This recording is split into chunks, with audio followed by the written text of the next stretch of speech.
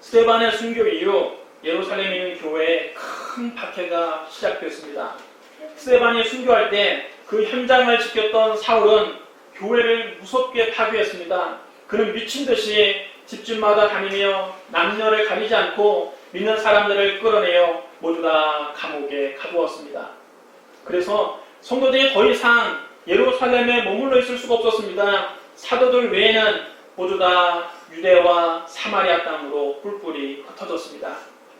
사람들은 이제 그것으로 교회는 끝났다고 생각했습니다. 그러나 여기에 반전이 있습니다. 흩어진 성도들이 가는 곳마다 복음을 전하는 것입니다. 그래서 복음이 오히려 더 널리 전파되는 계기가 되었습니다. 첫째로 빌립은 사마리아 성에 내려가 복음을 전했습니다.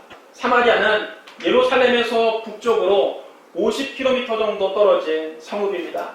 사마리아는 팔레스타인 중부지방으로 남쪽 유다 지방과 북쪽의 갈릴리 지방을 연결하는 교통의 요지에 위치하고 있었습니다.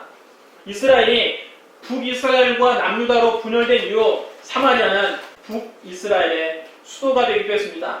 하지만 주전 722년 아수르에 의해 멸망당했습니다. 그때 북이스라엘의 지도층들은 아수르의 포로로 끌려갔습니다.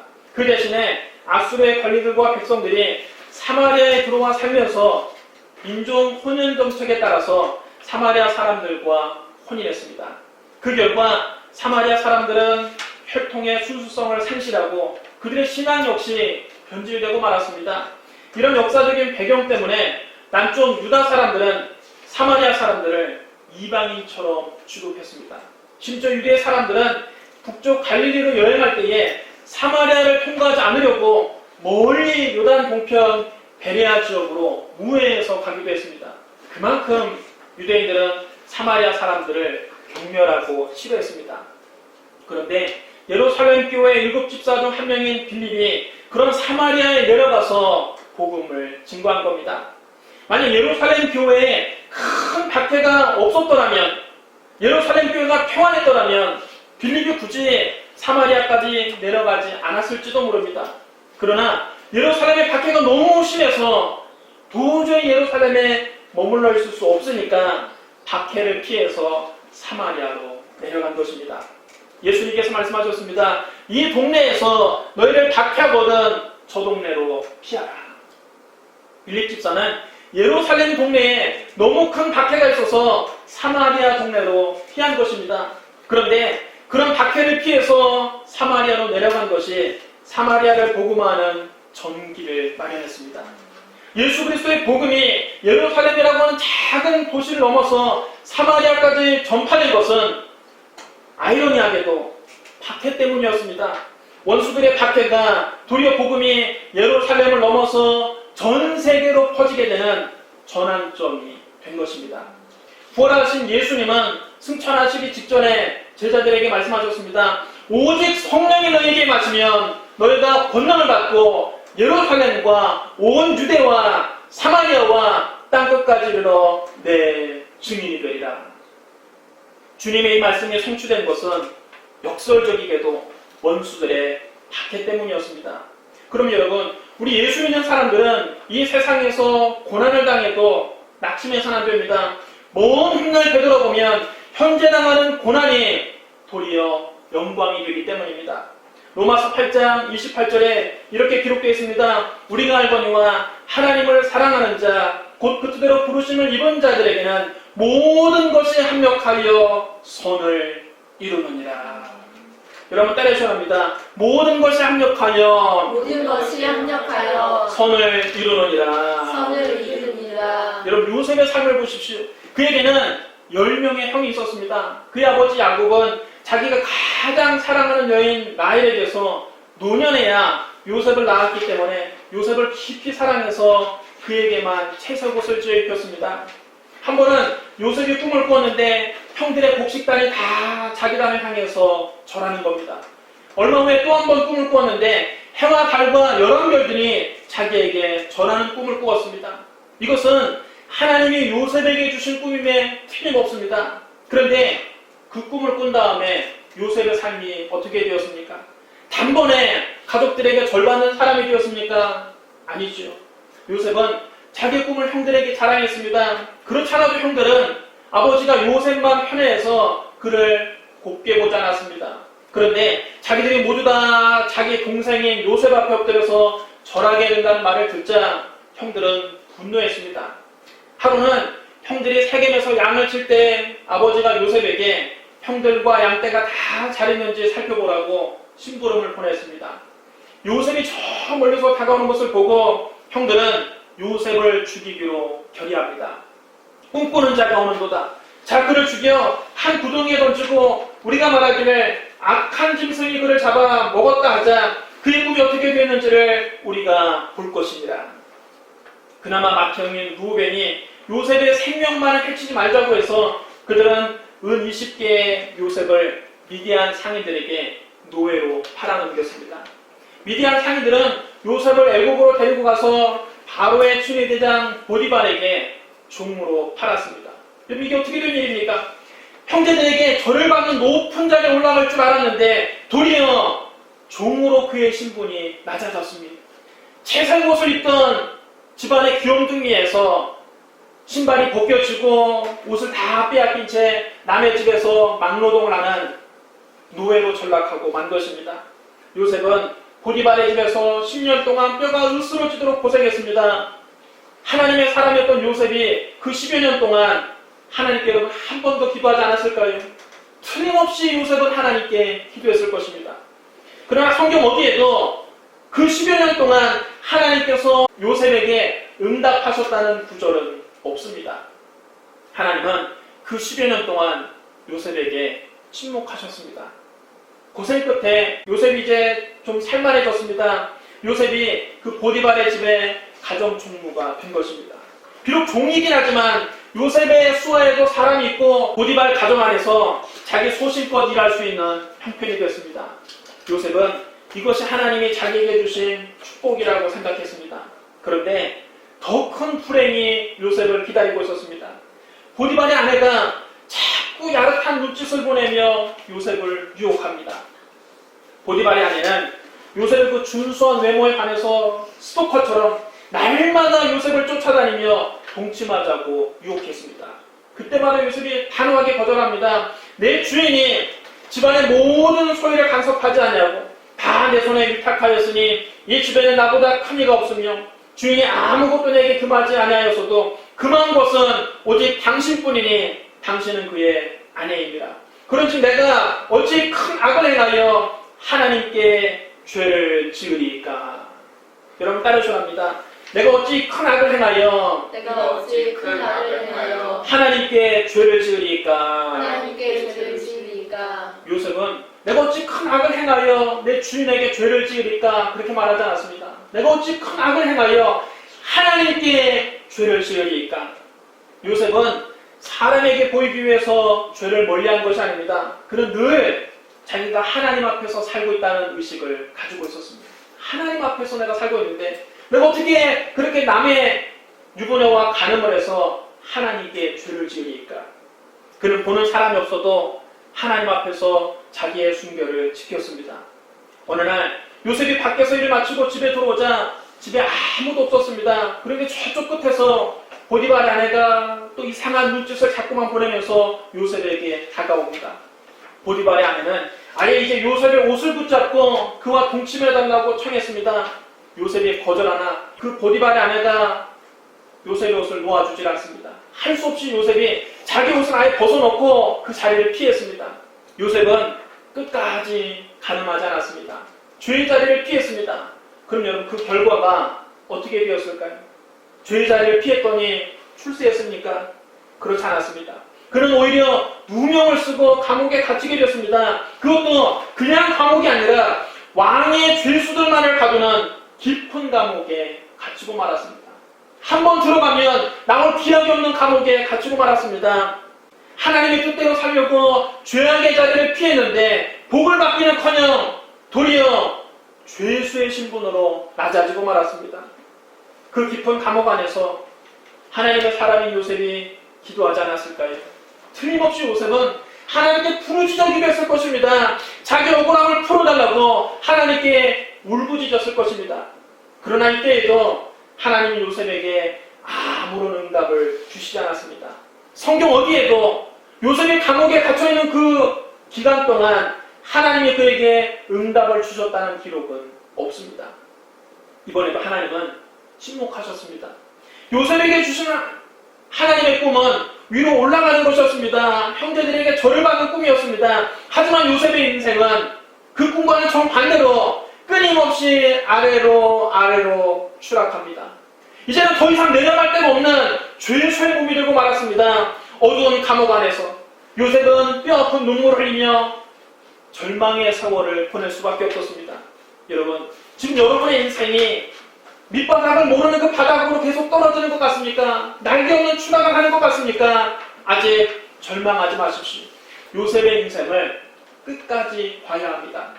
하나님의 때가 이르자 하나님께서 요셉을 높여주십니다.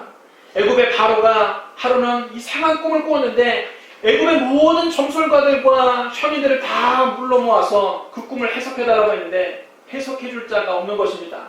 바로 그때 요셉이 바로의 꿈을 명확하게 해석을 해줍니다. 바로는 요셉처럼 명철하고 지혜 있는 자가 없다며 요셉을 애굽의 총리로 임명하고 애굽의 모든 국무를 요셉에게 맡겼습니다. 근동 지방 전체에 7년 대흉년이 들었을 때 그의 형들이 곡식을 구하기 위해서 애굽에 찾아왔습니다. 그들은 요셉 앞에 엎드려 절을 하고 곡식 좀 구워달라고 간청을 했습니다.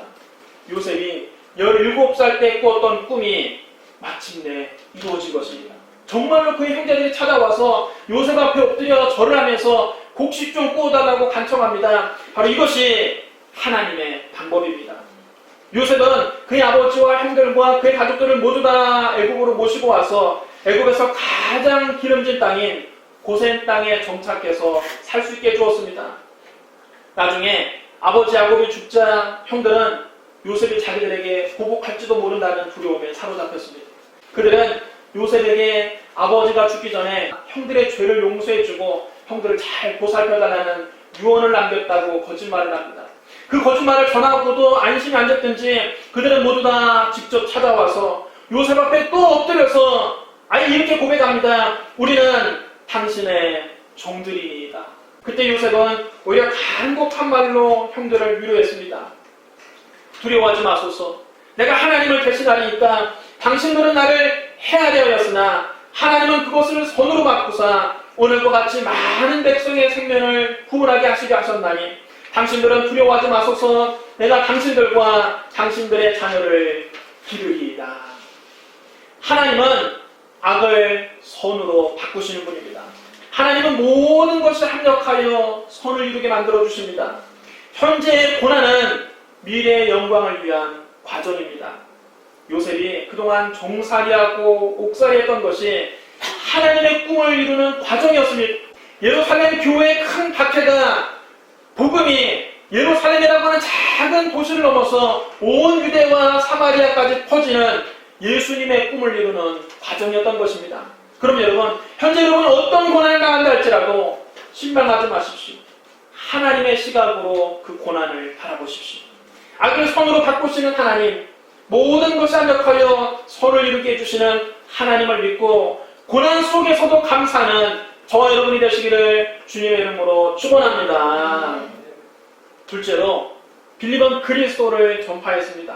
우리 사도행전 8장 5절을 우리 같이 읽겠습니다. 사도행전 8장 5절 말씀 우리 큰 소리로 함께 읽겠습니다. 시작. 빌립이 사마리아 성에 내려가 그리스도를 백성에게 전파하니. 여러분 따라해 주랍니다. 그리스도를 백성에게 전파하니. 그리스도를 백성에게 전파하니. 빌립 집사가 사마리아 성에 내려가서 전파한 것은 다름 아닌 예수 그리스도였습니다. 복음의 내용은 예수 그리스도입니다. 예수님께서 우리의 죄를 대신 짊어지고 십자가에서 피 흘려 죽으시고 3일 만에 부활하셔서 우리의 구주가 되셨다는 것이 복음의 핵심입니다. 초대교회 집사들과 사도들의 설교는 기승전 예수 그리스도입니다. 사도행전에 나오는 모든 설교의 내용은 기승전 예수 그리스도입니다. 그들의 설교에는 다른 내용이 일절 없었습니다. 그들은 입만 열면 예수 그리스도만 자랑했습니다. 빌립 집사도 사마리아 성에 내려가서 다른 것을 전파한 것이 아니라 그들에게 그리스도를 전파했습니다. 교회의 자랑은 오직 예수 그리스도입니다. 그런데 오늘 현대교회는 예수 그리스도 대신에 자꾸만 다른 것을 자랑합니다. 현대교회는 유명한 목사를 자랑합니다. 담임 목사가 해외 유명 대학에서 신학 박사 학위를 받았다고 자랑합니다. 베스트셀러 작가라고 자랑합니다. 기독교 TV에 설교 방송이 나온다고 자랑합니다. 신도를 몇천 명 혹은 몇만 명으로 부흥시킨 목회자라고 자랑합니다. 국내외에서 부흥회를 인도하는 유명 강사라고 자랑합니다. 현대교회는 이렇게 담임 목사의 학위나 지명도 화려한 이력을 자랑하지만 사도 바울은 부활하신 예수님을 만난 다음에 이런 것들을 다 배설물로 여겼습니다. 사도 바울은 말했습니다. 개들을 삼가고 행악하는 자들을 삼가고 몸을 상해하는 일을 삼가라. 하나님의 성령으로 봉사하며 그리스도 예수로 자랑하고 육체를 신뢰하지 아니하는 우리가 곧 할례파라. 그러나 나도 육체를 신뢰할 만하며 만일 누구든지 다른 이가 육체를 신뢰하는 줄 것이 있는 줄로 생각하면 나는 더욱 그리하리니 나는 8일 만에 할례를 받고 이스라엘 족속이요 베냐민 지파요 히브리인 중에 히브리인이요 율법으로는 바리새인이요 열심으로는 교회를 박해하고 율법의 의로는 흠이 없는 자라. 그러나 무엇이든지 내게 유익하던 것을 내가 그리스도를 위하여 다 해로 여길 뿐더러 또한 모든 것을 해로 여기면 내 주 그리스도 예수를 아는 지식이 가장 고상하기 때문이라. 내가 그를 위하여 모든 것을 잃어버리고 배설물로 여기면 그리스도를 얻고 그 안에서 발견되어야 하니 내가 가진 의는 율법에서 난 것이 아니요 오직 그리스도를 믿음으로 말미암은 것이니 곧 믿음으로 하나님께로부터 난 의라. 사도 바울은 화려한 지명도를 가지고 있었습니다. 화려한 이력을 가지고 있었습니다. 굉장히 수준 높은 학문 수준을 가지고 있었습니다. 그러나 부활하신 예수님을 만나고 난 다음 그는 이런 모든 세상 자랑을 다 배설물로 여기고 버려버렸습니다. 그런데 오늘날 목사들은 사도 바울이 배설물로 여긴 것을 잡으려고 애를 씁니다. 사도 바울은 자기가 자랑할 만한 모든 것을 버리고 오직 그리스도 예수만 자랑했는데 오늘날 목사들은 예수 그리스도는 뒤로 제껴놓은 채 자기의 학위를 자랑하고 자기의 화려한 이력을 자랑합니다. 또 현재 교회는 웅장한 건물을 자랑합니다. 어떤 교회 전도지를 받아보니까 예수 그리스도에 대한 말씀은 한 구절도 없고 교회 시설을 자랑하는 사진만 잔뜩 실어놨습니다. 몇천 명을 수용하는 본당이 있다. 교육관이 있고 카페가 있고 도서관이 있고 예식장이 있고 심지어 체육관과 수영장까지 있다고 자랑합니다. 예수님 당시 유대인들도 예루살렘 성전을 특별히 신성시하고 하나님께서 거기에만 계신다고 생각했습니다. 그러나 지극히 높으신 하나님은 사람의 손으로 지은 집에서 사시지 않습니다. 그것은 선지자 이사야가 말한 바와 같습니다. 여호와께서 이와 같이 말씀하시되 하늘은 나의 보좌요 땅은 나의 발판이니 너희가 나를 위하여 무슨 집을 지으랴. 내가 안식할 처소가 어디랴. 나 여호와가 말하노라. 내 손이 이 모든 것을 지었으므로 그들이 생겼느니라. 하나님께서는 어떤 특정한 장소에 갇혀 계신 분이 아닙니다. 성전은 단지 예수 그리스도의 모형일 뿐입니다. 예수님 말씀하셨습니다. 이 성전을 헐라 내가 사흘 동안에 일으키리라.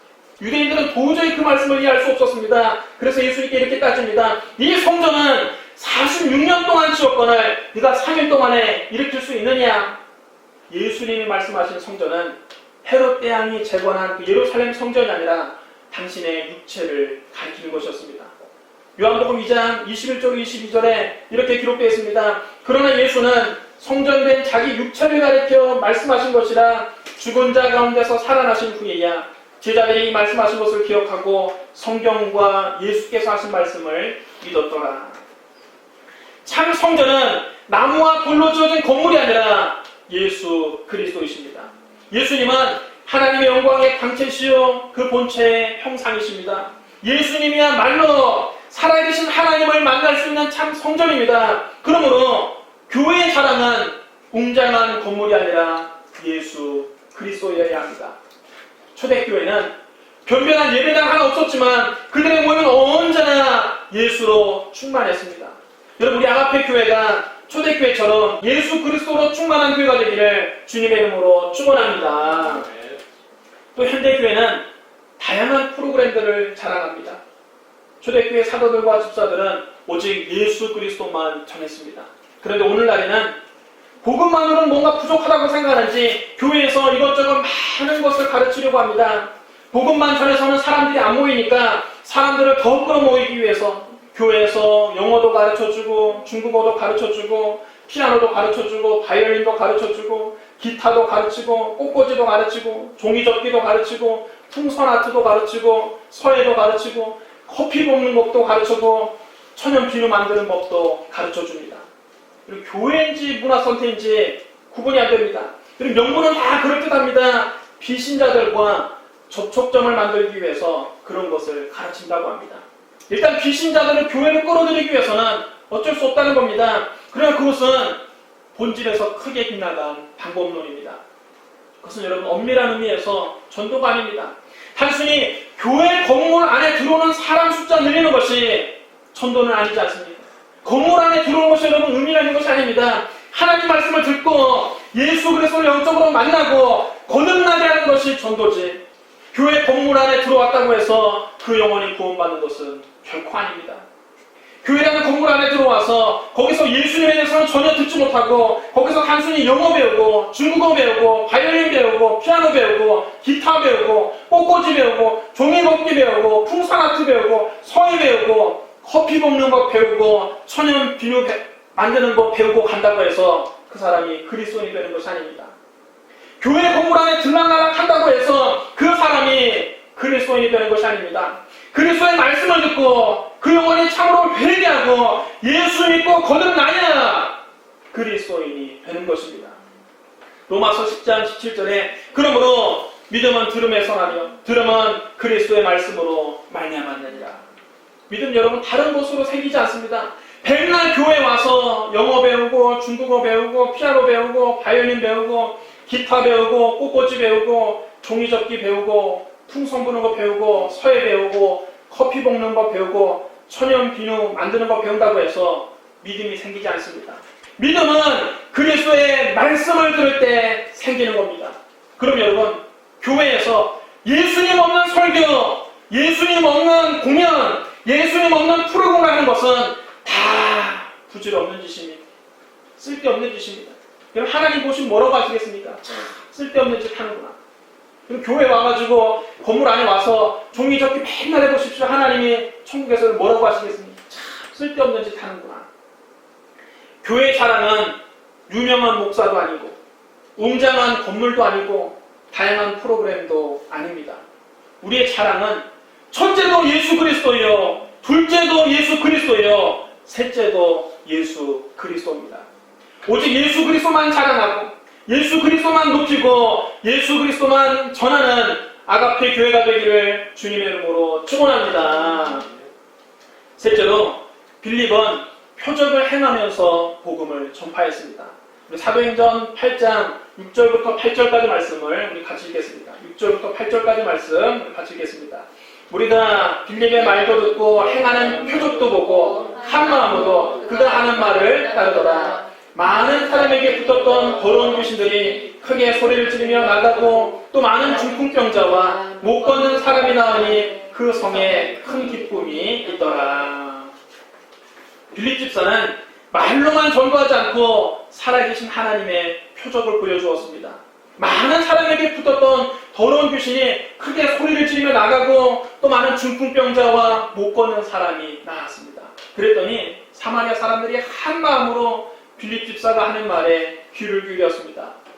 예수님은 말씀하셨습니다. 너희는 온 천하에 다니며 만민에게 복음을 전파하라. 믿고 세례를 받는 사람은 구원을 얻을 것이요 믿지 않는 사람은 정죄를 받으리라. 믿는 자들에게는 이런 표적이 따르리니 곧 그들이 내 이름으로 귀신을 쫓아내며 새 방언을 말하며 뱀을 집어올리며 무슨 독을 마실지라도 해를 받지 않으며 병든 사람에게 손을 얹은즉 나으리라. 빌립 집사는 이 말씀을 그대로 실천했습니다. 표적은 12 사도의 전유물이 아닙니다. 여러분 따르시 바랍니다. 믿는 자들에게는 믿는 자들에게는 이런 표적이 따르리니. 이런 표적이 따르리니. 예수님은 사도들에게는 이런 표적이 따르리니 말씀하지 않았습니다. 믿는 자들에게는 이런 표적이 따르리니 말씀하셨습니다. 빌립은 사도가 아니라 예루살렘 교회의 집사였습니다. 빌립은 평신도였지만 그가 사마리아에 가서 복음을 전할 때 이처럼 많은 치유의 역사와 표적이 일어났습니다. 주님은 우리 모든 믿는 사람에게 귀신을 쫓아내며 병든 자를 고치는 권능을 주셨습니다. 이미 저와 여러분에게 그런 권세와 능력이 있습니다. 다만 우리가 믿지 않고 사용하지 않기 때문에 이런 표적이 나타나지 않을 따름입니다. 예수님은 교회의 귀신을 쫓아내며 병을 고치는 권세와 능력을 주셨는데 오늘날 많은 교회에서 이런 기사와 표적은 사도시대에 이미 끝났다고 잘못된 가르침을 주고 있습니다. 성경에 분명히 기록된 이 말씀을 교회가 부정해버리는데 오늘 여러분 어떻게 기적이 일어나겠습니까? 현대교회가 자기들의 신학을 가지고 예수님의 능력을 제한하고 부정하고 있는 것입니다. 여러분 우리는 죽은 하나님을 믿는 것이 아니라 살아계신 하나님을 믿습니다. 우리는 죽음을 이기시고 부활하셔서 지금도 살아계신 예수 그리스도를 믿습니다. 예수 그리스도는 어제나 오늘이나 영원토록 동일하십니다. 2000년 전에 빌립 집사를 사용하셔서 사마리아에서 많은 사람에게 붙었던 더러운 귀신을 쫓아내시고 또 많은 중풍병자와 못 걷는 사람을 낫게 하신 예수님께서는 오늘 우리를 통해서 귀신을 쫓아내며 병든 자를 고치는 사역을 계속하고 계십니다. 여러분의 전도 현장에서 더러운 귀신들이 크게 소리 지르며 나가고 또 많은 병자가 낫는 표적이 나타나기를 주님의 이름으로 축원합니다. 사랑하는 성도 여러분, 빌립 집사는 유대인들이 경멸하는 사마리아 사람을 찾아가 복음을 전했습니다. 빌립 집사는 거기에서 오직 예수 그리스도만 전했습니다. 빌립 집사는 예수 이름으로 표적을 행하면서 복음을 전했습니다. 그러자 그 성에 큰 기쁨이 있었습니다.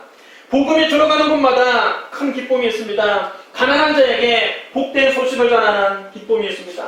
죄에 포로된 자가 자유를 얻는 기쁨이 있습니다. 영적으로 눈먼 사람이 다시 보게 되는 기쁨이 있습니다. 귀신에 물린 자가 자유롭게 되는 기쁨이 있습니다. 주의 은혜가 선포되는 기쁨이 있습니다. 여러분의 삶에 이런 기쁨이 충만하기를 주님의 이름으로 축복합니다. 우리 기도하겠습니다. 사랑이 많으시고 거룩하신 하나님 아버지, 하나님 빌립 집사를 사용하셔서 사마리아를 복음화하게 하시고 그 성에 큰 기쁨이 넘치게 하신 하나님, 오늘 우리를 사용하셔서 우리가 살고 있는 이 지역을 복음화하게 하여 주시옵소서. 하나님 이 지역에 예수님의 복음이 충만하게 하여 주옵소서. 큰 기쁨이 있게 하여 주시옵소서. 예수 그리스도의 복음이 널리 전파되고 병든 자가 낫고 귀신이 쫓겨나가는 역사가 일어나게 하여 주시옵소서. 주여 우리를 주님의 도구로 사용하여 주시옵소서. 예수님 이름으로 감사하며 기도드리옵나이다.